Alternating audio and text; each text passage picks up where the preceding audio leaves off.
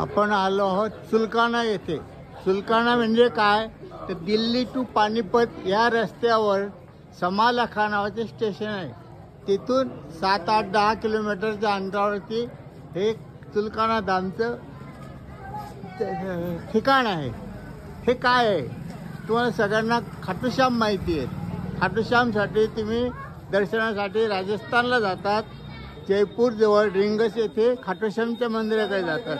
पण हे जे खाटू श्यामचं मंदिर जे आहे ह्या खाटू श्यामजीचा म्हणजे बर्बरीचा त्यांनी जिथे श्रीकृष्णाला दान केलं होतं ते ठिकाण हे आहे कुरुक्षेत्राजवळ सुलकाना धाम।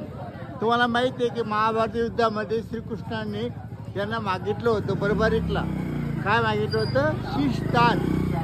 ते शीषदान यांनी दिलं होतं। ते ठिकाण कुरुक्षेत्राजवळच्या समालखाजवळ सुलकाना धाम येथे आहे।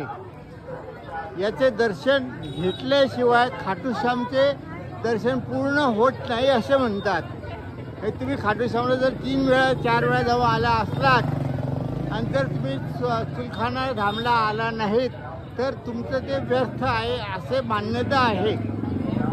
त्यामुळे या सुलकाना धाम येथील मंदिराला भेट देणं आवश्यक आहे। हे बघा किती गर्दी आहे, किती लोक येत आहेत। खाटू श्याम सारखंच इथे आहे तेवढंच महत्त्वाचं आहे। इथे जागोजागी दोन्ही बाजूला दुतर्फाशी दुकानं आहेत। या ठिकाणी तुम्हाला खाटू श्याम हा शब्द दिसणार नाही, कारण खाटू हे गावाचं नाव आहे आणि इथे मात्र प्राचीन सिद्ध श्री श्याम मंदिर म्हणजे हे आहे ज्यांना आपण खाटू श्याम म्हणतो त्यांचंच मंदिर आहे।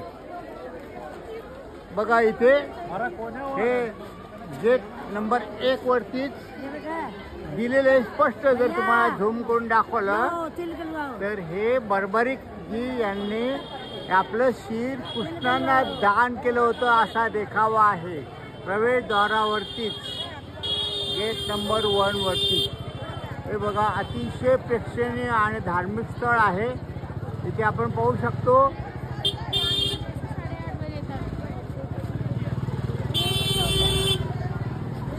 असं हे प्रसिद्ध ठिकाण हरियाणामध्ये पानिपत जवळच्या समालखा स्टेशनवरती सुलकाना धाम।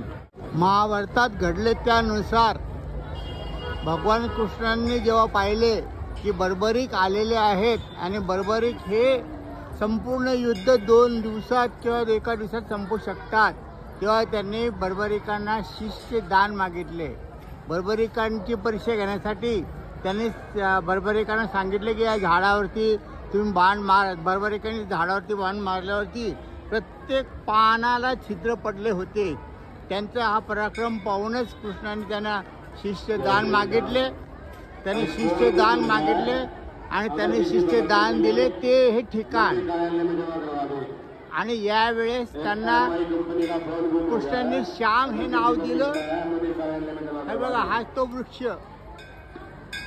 याच्या पानावर अजूनही छिद्र पडलेले दिसतात आणि कृष्णांनी त्यांना आपले नाव दिलं श्याम। यांना तिथे श्याम बाबा म्हणतात। आणि खाटू श्याम बाबा हे खाटूला त्यांचे काही वर्षांनंतर शीर प्रकट झाले होते त्यावेळेस त्यांना खाटू श्याम नाव पडले। आणि बहुतेक लोकांना खाटू श्याम हे क्षेत्र माहिती आहे पण त्याचा खरा जन्म जो म्हणतो आपण तो इथे झालेला आहे।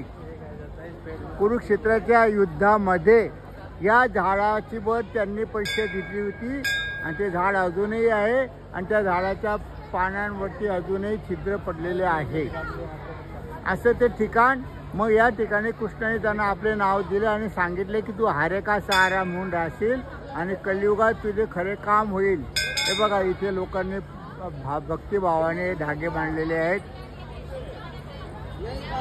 असं हे पवित्र ठिकाण सुलकाना धाम।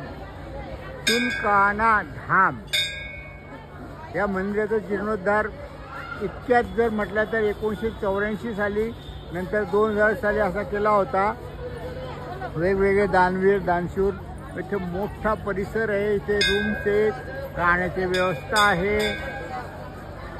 असा पवित्र परिसर आहे बघा. इथे चुलकाना धाम म्हणजे या ठिकाणी बर्बरीक यांनी आपले शिर श्रीकृष्णांना दान केले होते आणि श्रीकृष्णांनी त्यांना आशीर्वाद दिला.